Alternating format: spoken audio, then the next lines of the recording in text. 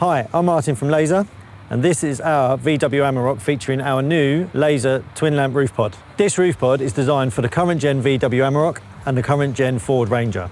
In this video, we'll show you two installation methods, the drill mount method on the VW Amarok and our discreet no drill bonding method on the Ford Ranger Platinum. So let's get into it.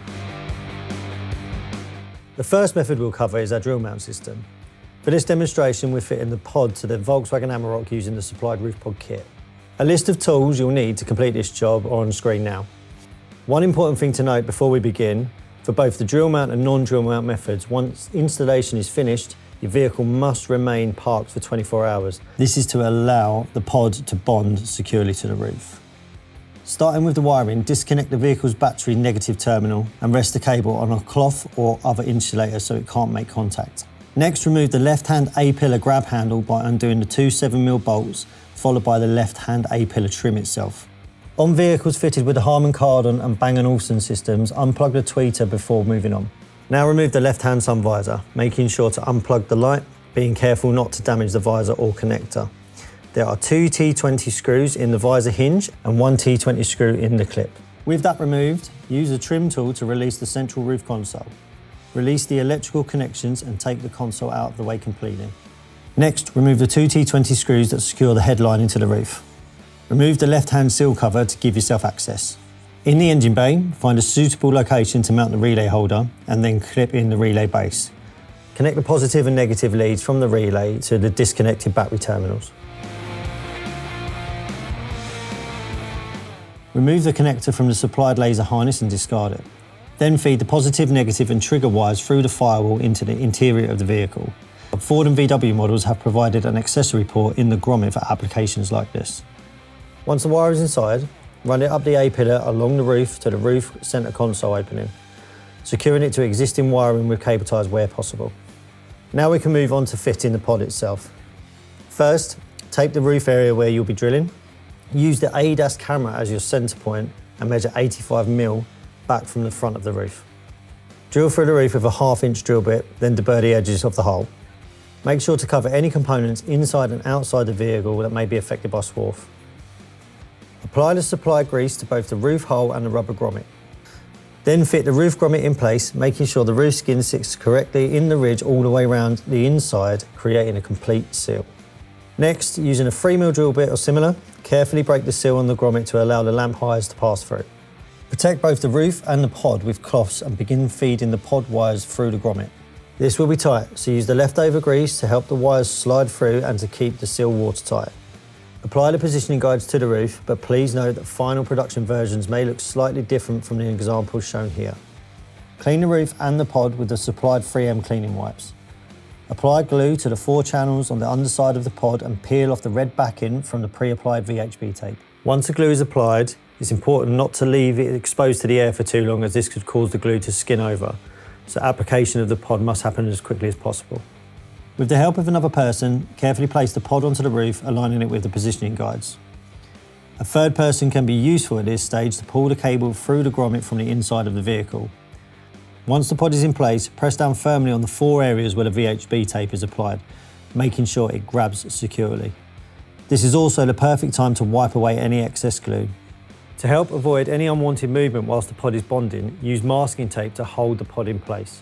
Now let's finish off the wiring. Strip back the insulation from both the roof pod wires and added power harness. Then use the supplied yellow crimps to join them together. If connecting to CANI, you can connect the purple trigger wire to one of the 4 output channels. CANI installation is covered in a separate video on our channel. Reconnect the roof console connections and then the vehicle battery. At this stage, test that the pod is working correctly. If everything functions as expected, refit all the interior components. And finally, don't forget the vehicle must remain parked for 24 hours after installation to allow the pod to bond securely to the roof. To achieve the strongest bond, ideally leave the vehicle to sit for 48 hours. Now it's time to move on to the non-drill solution. For this method, we'll be installing the pod on a Ford Ranger Platinum. As with before, the tools required for this install are shown on your screen now. Begin by disconnecting the negative terminal of the vehicle's battery and insulating it with a cloth so that it doesn't make contact.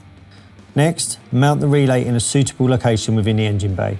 From here, pass the lamp wiring out of the engine bay, feeding it through the gap between the scuttle panel and the windscreen. Run the wire up the windscreen and halfway across the roof, then cut the wire down to its length.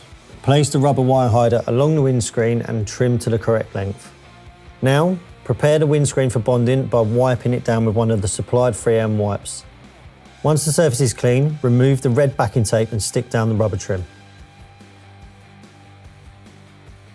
With the wiring in place, set the roof pod on the solid surface. Using a file, create a small notch in the side of the pod to allow the cable to pass neatly underneath.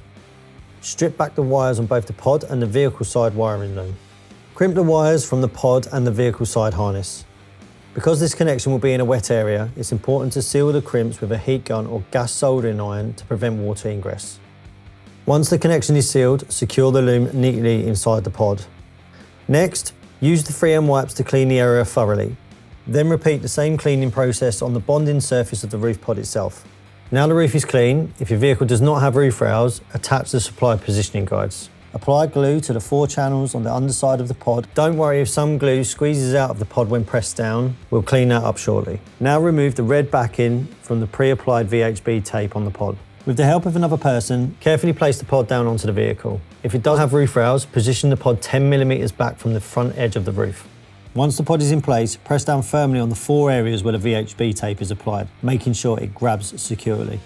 Once the pod is in place, use the supplied 3M wipes to clean away any excess glue. Finally, tuck the lamp harness neatly into the wire hider trim, running it down the length of the windscreen.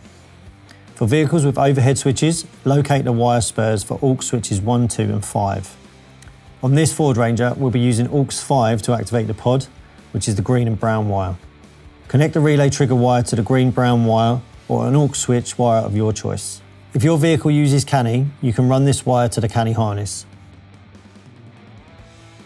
For vehicles with halogen or lower spec LED headlights, connect the trigger wire to the grey and brown 12-volt high beam wire.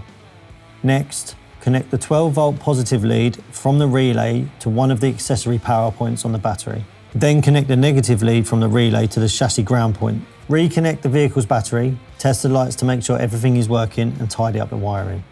Please allow at least 24 hours before driving the vehicle.